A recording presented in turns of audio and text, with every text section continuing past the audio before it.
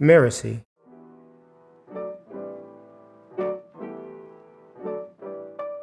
It does feel like for a while in my life, I was just often reacting to what was going on externally. And really, until I started to meditate and self reflect, I think it gives us a little more control to own our narrative.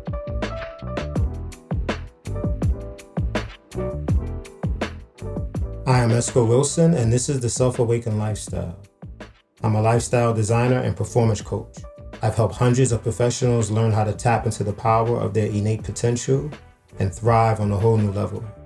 I've seen lives change, I see my life change, and I want to help more people. That's what this podcast is all about. Bringing my own experience together with scientific principles and holistic practices to help listeners enhance their personal and professional performance.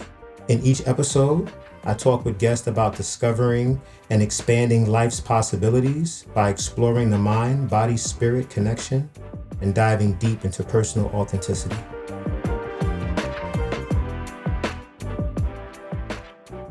So, my story today is a story about transitioning from a great awakening, a self-awakening that happened in solitude, but was enhanced by being amongst a community, amongst a tribe of inmates at Fort Dix Federal Institution in New Jersey. And major spiritual awakenings happened for me that helped me to realize I am the one responsible for Esco. And here's how Esco wants to show up, because Esco wants to, even if it's 10 years from now, because he might have to serve 10 years in prison, is doing things at the highest levels. He's studying at Harvard. He's engaged in the community as a leader.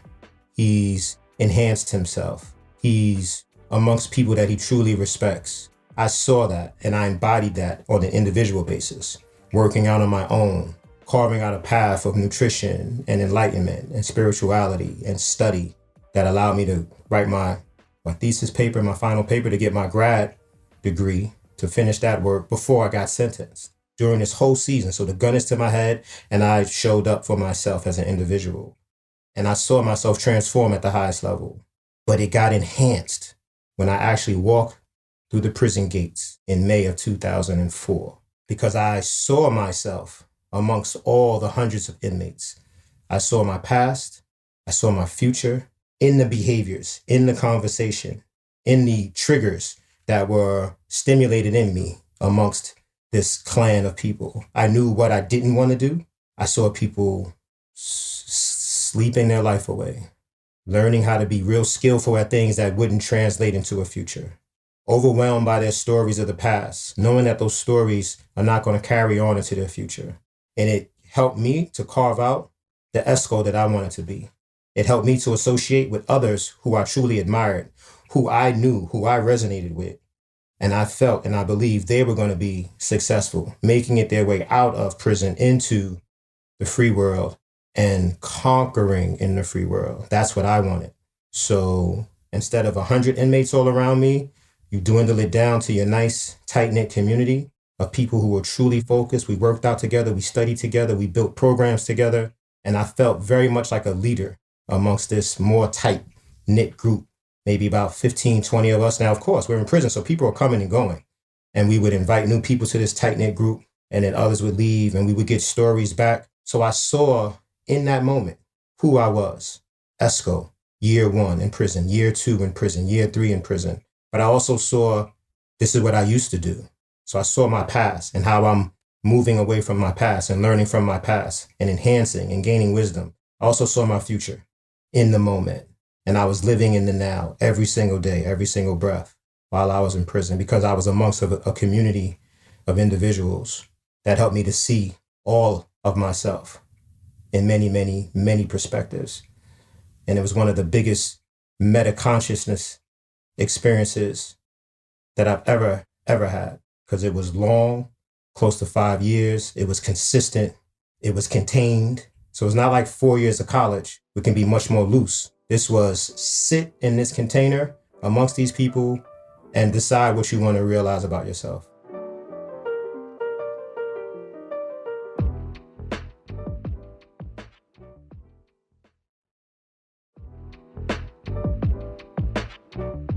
So my guest today, Lexi, has a lot to share about her ability and her desires to live in the now. And she recognizes that her very powerful mind is enhanced amongst a community of people that allows her to see herself in many, many, many lenses. What could we expand into for you, with you, together? What does that look like? Expansion. I think expansion looks like being able to really grow into myself at this moment and let go of anything that is not serving me. Sweet. Now, the old, whether it's memories, old identifications, old categories, let go of tension. Tension for sure. What are we bringing in? So if we let go of tension completely with a beautiful exhale, heavy and loose, parasympathetic, what are we inviting in? What's possible in this moment in terms of expansion for yourself? What's a conversation that we can have? What's the direction of our dialogue? Where's your consciousness focused? What's your consciousness focused on in this aspect of your life, in this moment in your life? So I'm really focused on just being comfortable where I am right now, appreciating what I have in the present moment, not worrying about what's to come, not worrying about what's happened, but just really focusing on being okay with everything that already is. Okay. So some of the things that you're most comfortable with in this moment of your life. My little family, my boyfriend and my puppy. I really am happy to be in an apartment that I've been in going on 3 years, which is the longest I've lived in any one place for quite some time. So I'm really happy to just be in a safe, comfortable space where I can just come home and feel like home. I love it. I love it. So we're in this co-regulatory space. You're talking about family and home and co-regulation in that ecosystem with your puppy, with your boyfriend. And that's what the self-awakened lifestyle is all about. Are we receptive to an alignment with universal intelligence? Are we receptive to the co-regulatory space that is cultivated by two individuals who are trying to transform by looking at each other in the mirror of the other's eyes and seeing themselves? And that helps us to become a unified, synthesized entity, a meta consciousness that is tapping into universal intelligence. What are your thoughts? Yeah. Yeah. One of the things I really wanted was community. And it really feels like our community has been able to really build with each other and support each other and work together to kind of hold each other up and support the transformation together. Yeah. Entrepreneurs like myself who work in this space, and we'll call it the personal development space, is value and impact in the lives of the people that we care about. Students, clients, network, whatever. I am convinced the highest level of impact in terms of transformation is born in a peer-based learning space, in a co-created space, in a collection of individuals who are opening up, allowing themselves to be vulnerable because they are trustworthy of that vulnerability, to be in that energy. And in that space, the highest levels of value, transformation emerge. I'm witnessing that. What are your thoughts on that? Yeah, absolutely. Absolutely. I feel like for a while when I was kind of looking for my community, I did the same things. I woke up every morning, I meditated, I journaled every day, I practiced yoga. But the growth that has happened when I started doing that in a community and co-creating together is just like exponentially different. Um, Yes. Even with the same actions, it's really, you need other people to support you. Yes. Talk to me about your background, just so we understand that you are a highly functional, independent, successful person who knows and appreciates the power of co-regulatory space. Yeah, so I have a PhD in bioinformatics from Yale. What? It's basically a combination of computer science and biology. Okay. What problems are you solving with this amazing intellect? So one of the things I really enjoyed in my PhD was writing computer simulations, Mm-hmm. which I personally think connects really closely to this idea of community And so I would run tons of simulations, let's say thousands of simulations from different starting points, Mm-hmm. and then like see what the end result would be. And Mm-hmm. then you kind of take an average over these thousands of different possibilities that can occur, to see what, like, statistically what's happening most often, and how that kind of explains. For me, I was studying cells, like packing of cells in small spaces, so biological cells inside of your body, and what causes them to pack together well versus when things go wrong, Mm-hmm. also known as cancer. Mm-hmm. um, Yep. but I really loved that because, it also just can be so relevant to our lives. Like every single day, we make choices, small choices, to walk down this block or this block. And, our lives can take just like very completely different paths. Maybe you bump into this person, maybe, you end up meeting a person you didn't think you would meet, and just like how different things can be, um, based on different changes. Yeah, I love that. Because when we have an instinct to turn left or to turn right, who's the person at the fork in the road? What representation of us is deciding that we have to turn right? And when we look back, like, damn, I turned right. Who I turned right because I was not in the moment. I was not connected to universal intelligence. I was a different version of myself. I'm making these decisions from a part of me that is not tuned in. But because I tap into the energy of this community, co-regulation, peer-based learning at the highest levels, my most dysfunctional cell is still high performing, still signals out great DNA. My most dysfunctional parts of me are still highly functional. Does that resonate with you? Yeah, yeah, definitely. It's like allowing yourself to shed these layers within a community to really get to, I guess, the right answer, if you will, or the right direction. Okay, let's talk about that word. So the right direction. And if we were to change right or wrong into a different word, what word would you use instead of right? Effective and ineffective. Exactly. Exactly.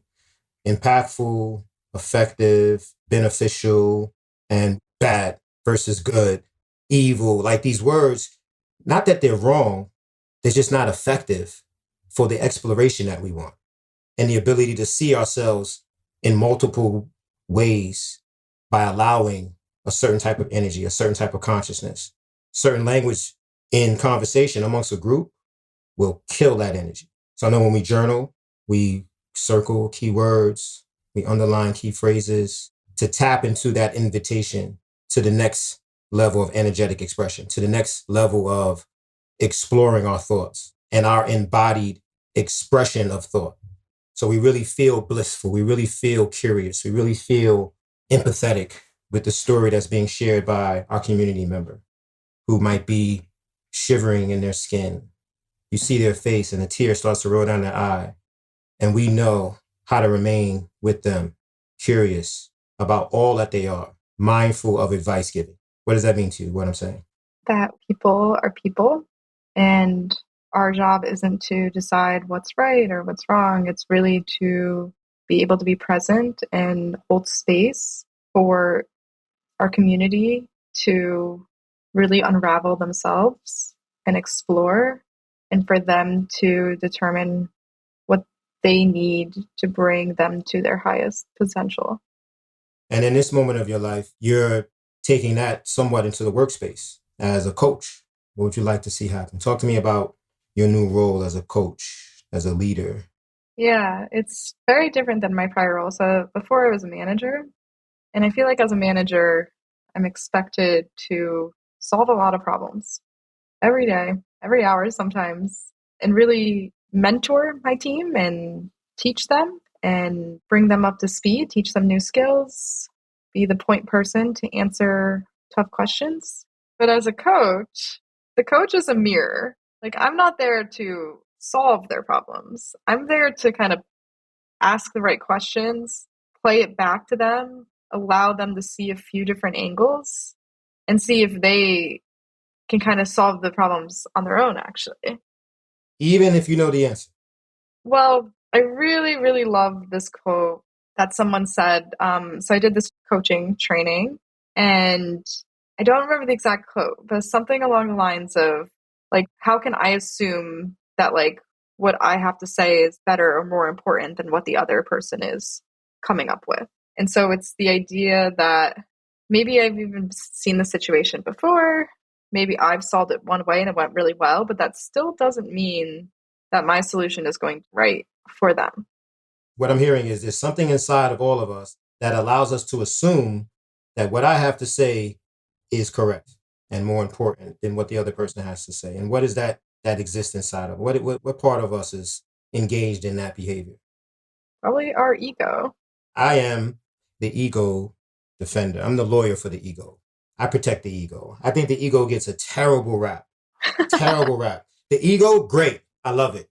Perfection. The ego is the manager. That's the ego. They're middle management. They got to, yes, the ego is middle management and they get blamed for everything. Oh, it's the ego. What? What do you mean? I'm dealing with all these emotional impulses. Hmm. I'm dealing with all these internal triggers. I'm dealing with all the chitter chatter in the head. You blame me for it. I'm coming up with the best solutions I can. But it's not the ego's fault by itself. I think the ego gets blamed for all of it when there's a cascade. And if we assume that the manager is the ego, then what's the coach? Who's the coach? I guess the idea of the third party, I know we've talked about like when we meditate, at least in my meditation, I kind of see myself, I like watch myself. I become like a watcher. And so I'm not trying to change my thoughts when I'm meditating. I'm just kind of letting them flow and be there and journaling what is coming and just watch to understand patterns. Maybe ask myself a couple questions. That's strange, Lex. Why? Why was that coming up this morning? I think that's the coach. Okay.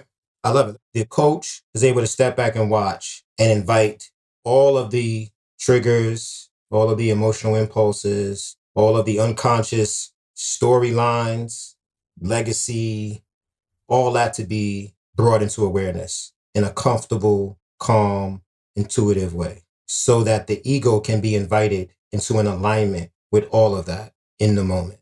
That's the coach. That's the coach. Because at the end of the day, it's the ego that's going to press the button. The coach is not pressing the button.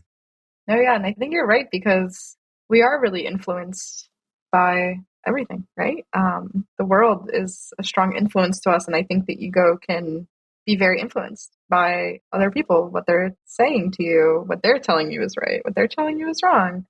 It's the person at the fork in the road. It's reactionary.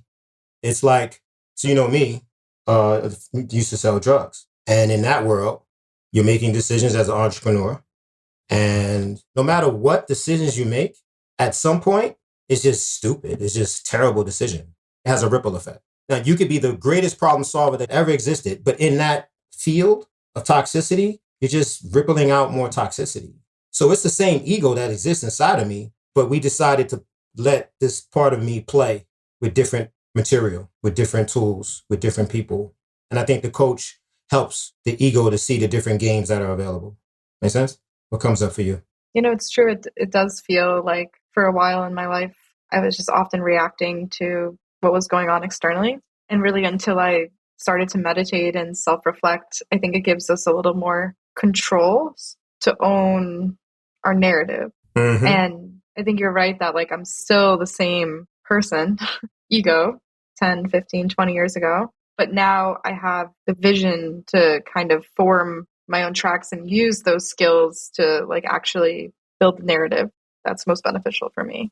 Ah, I like it. I love it. I love it. Yes, exactly. It's what I'm hearing. It's an amazing artist who, and I'm not saying this is good or bad, who goes out and for whatever reason, they're doing graffiti. It's the most, the pristine. It's amazing. It's gorgeous versus getting a studio, producing art that can be shared in schools, shared in museums, can be monetized. It's still the same artist, but what bigger story are we writing? What's the bigger potential? Yeah, I find it to be a tricky balance, to be honest. I find there's a certain level of planning that is great that we need to do, but also some of the best decisions I've made in my life happen when I really wasn't planning at all, when things just kind of naturally popped up on my path. For me, it's blocking the time to focus on what I need to focus on. I want to hold that time, 30 minutes, 1 hour. I'm going to sit down and I'm going to think about, where I want to be in 3 years. And that my morning walks with my dog are my favorite time to focus on being present. That's how I start my day. I try to focus on the smell of the flowers now that it's springtime and the trees coming into bloom, and seeing nature really, really helps me ground into that present moment. And so I don't want to be on that walk thinking about the grand scheme of things, unless maybe I plan to do that, right?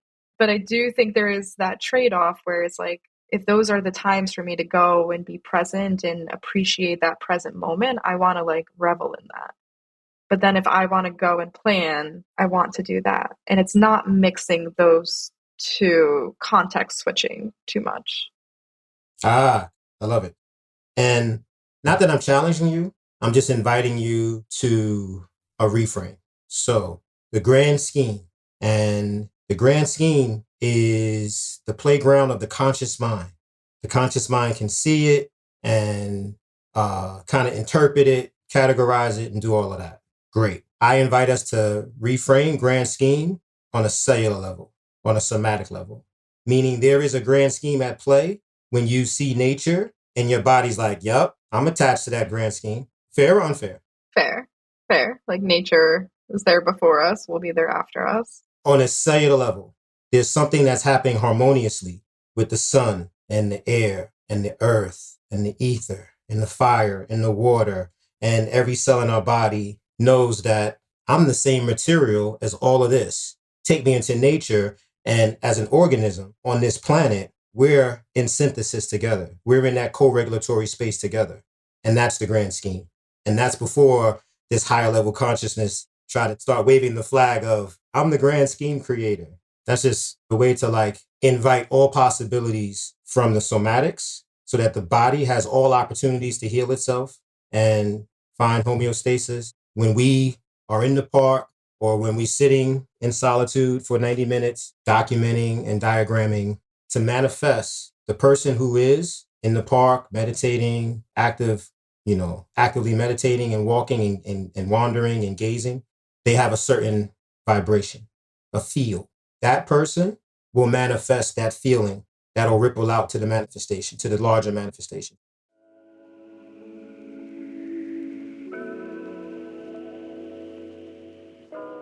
We're talking about manifestation, and we're trying to connect the idea of being in the now and then having like this big ripple effect years from now. And what connects the two is what we want to manifest in the future has an energetic frequency. So that person who is like, yo, 3 years from now, I got this. This is easy work for me. Watch me just touch things and Midas touch and like play and everything grows the way I want it to. That person has a certain feel, a core emotion, a kind of core ideology. We can bring that into manifestation right this very second now. And in that vibrational frequency that we cultivate now on purpose. So it might have a mix of calmness, a mix of sassiness, a little bit of creativity, a drop of anxiety, like on purpose, so that that person can sit and walk around in the park, or that person can sit and document. When I say sit, I mean sit in the mind. And that person can sit in the mind and journal or create the algorithm, write the program that will require 3 years of hard work in order for it to reach its completion. But we want to manifest this bigger outcome from the seed of this vibration that we can bring right now into the moment. And transformation doesn't have to wait. We don't have to wait down the line. Oh, when this happens, I'll be so happy. Right now, in this very second, I can transform into the vibrational frequency that'll ripple out into this future grand scheme outcome. And how do we start putting the pieces together today versus waiting for something to happen before we start feeling the transformation? So assume that that's the premise or part of the formula for coaching, for putting on your coaching hat. And another part of the formula is creating co-regulatory space. What are some ideas that come to mind in relation to how you want to show up as a coach? I think leaving space is really important, like holding space and allowing that person to be present in the moment and really focus on themselves at that time. Being silent It's not easy for us. And so if I'm talking, they're paying attention to me, but they're not paying attention to what's going inside of them. Mm-hmm. And Yep. so that's something I've really been trying to bring, is just allowing that space for them to contemplate and transform. I love it. So what I'm hearing is one idea potentially is moments of silence where there's a different type of exploration, a different type of awareness of the self and yin yoga. The key to the impact is it goes past nervous system activation. So I'm holding the pose, comfortable but deep. Minute one, nervous system still fighting. All right, I'm still managing. The ego is the nervous system. Should I turn on this muscle? Should I surrender? Like, how do I preserve energy? Minute two, oh my God, this is starting, like the big powerhouse muscles are starting to shut down. We're starting to sink deeper into it. Now we're getting access to layer one muscles around the joints. And are those muscles and those joint segments ready for deep surrender? Minute three, minute four, to the point where the nervous system is so downregulated, you now begin exploring fascia tissue deformation in a positive way. You're not tearing anything, but you're exploring fascia tissue. Now take that analogy into exploring the unknown.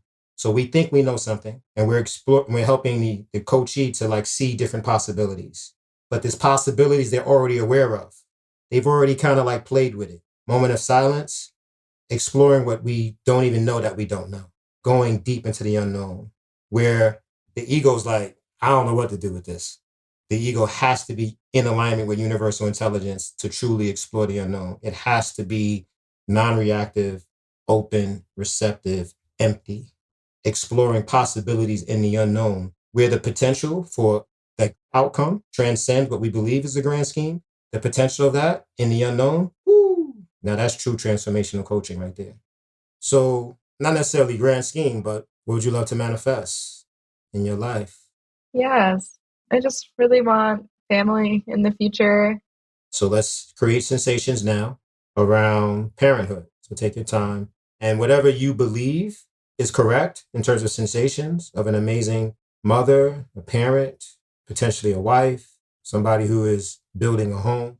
What does it feel like? What comes to your mind? Sensations in the body as you manifest family.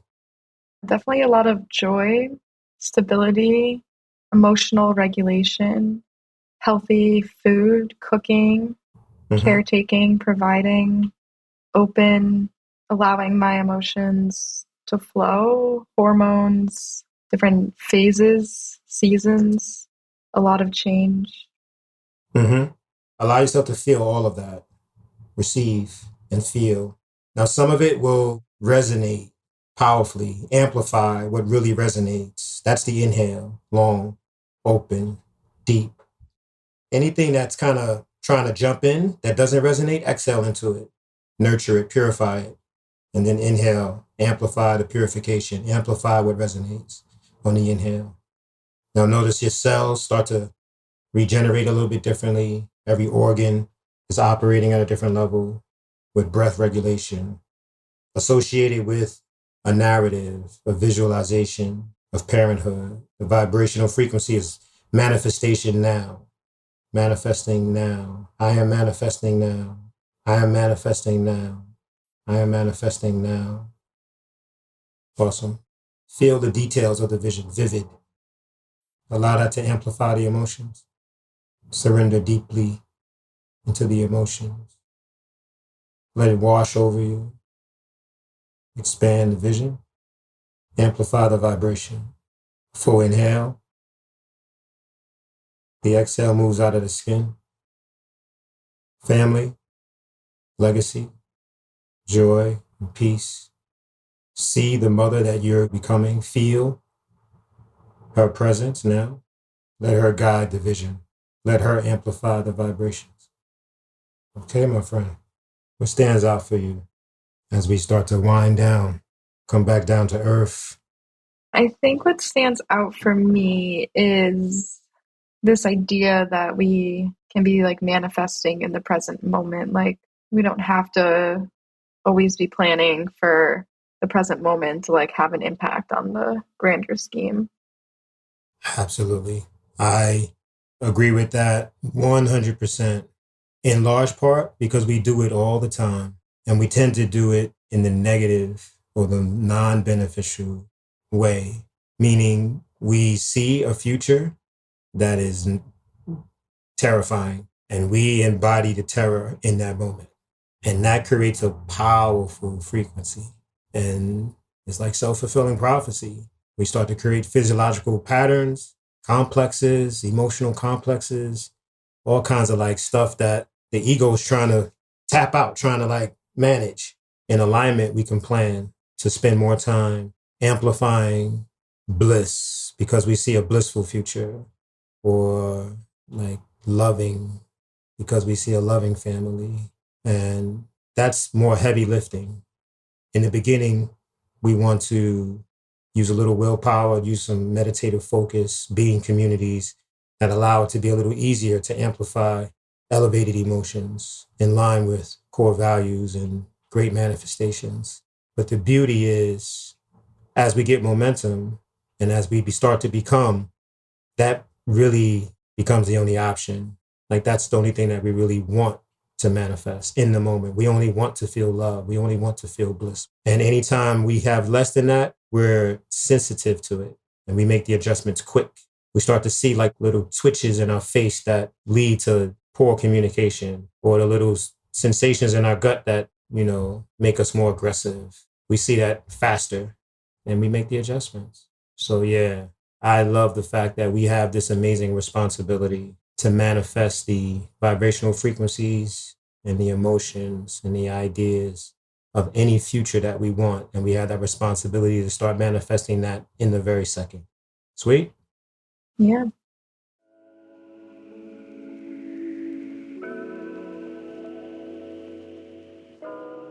So, takeaways. First takeaway.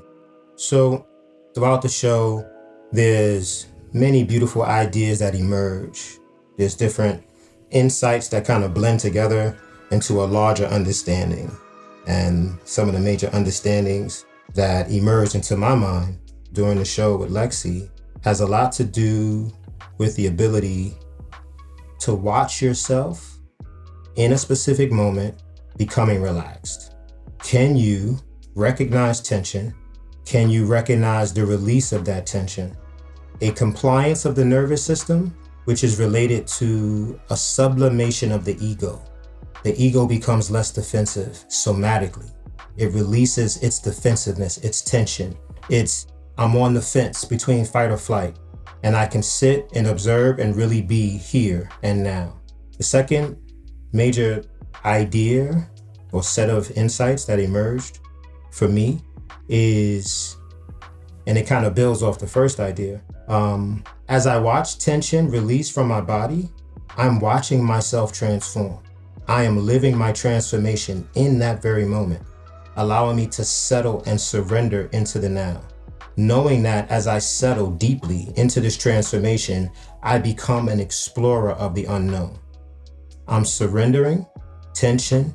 The ego becomes less defensive. It puts down its old models. Oh, I remember this, so I should do that. If this, then that. It puts that down and says, you know what? Let's just explore. Let's just be here. I'm willing to align with this deeper level of consciousness, this higher level of consciousness, and know that we're going to thrive. We're going to discover something.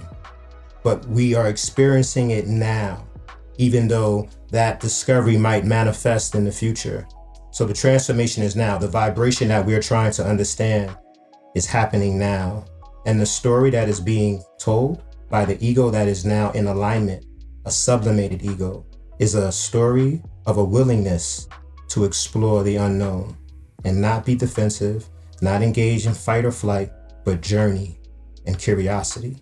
The third major takeaway or major idea that kind of allows me to see the bigger picture that emerged in this conversation with Lexi is the idea of structuring this whole process. Meaning I'm watching myself become less tense.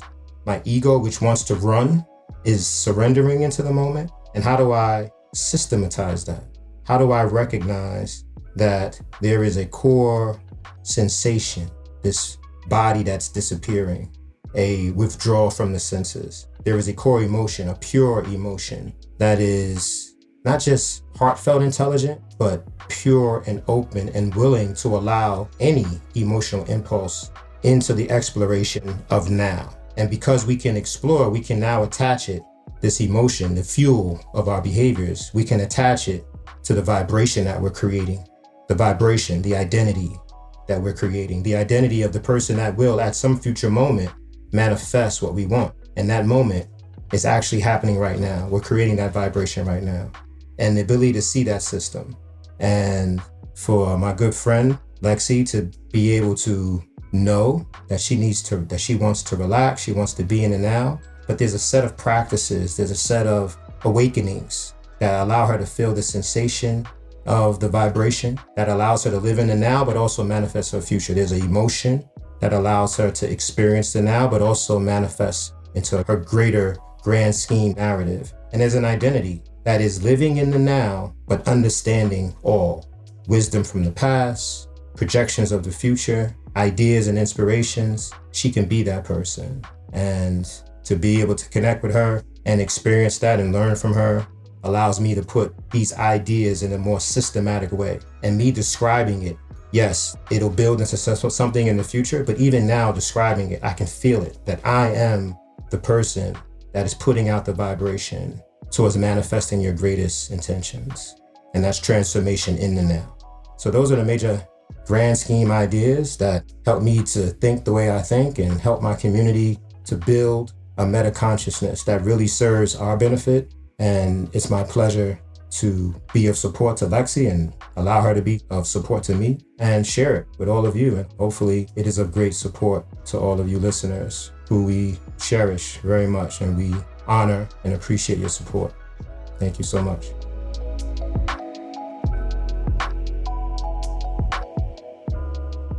I'm Esco Wilson, and you've been listening to The Self-Awakened Lifestyle. You can find out more about me at selfawakenedlifestyle.com. I'd like to thank Lexi for coming to the show today. I want to thank you too for listening to this first season of The Self-Awakened Lifestyle. It's been a really powerful journey for me, and I hope for you too. We're going to take a break now to allow for the next level of transformation. But we will be back in the fall with a new lineup of shows for season 2. The Self-Awakened Lifestyle is part of Mirasee FM Podcast Network, which also includes shows like Soul Savvy Business and Just Between Coaches. This episode was produced by Cynthia Lamb. Melissa Deal assembled the episode. Danny Eni is our executive producer, and post-production was by Post Office Sound. So you don't miss upcoming shows, please follow us on Apple Podcasts, Spotify, or wherever you're listening now. If you like the show, please leave us a 5-star review. It really does help us out. Thank you so much for listening, and we will see you next time.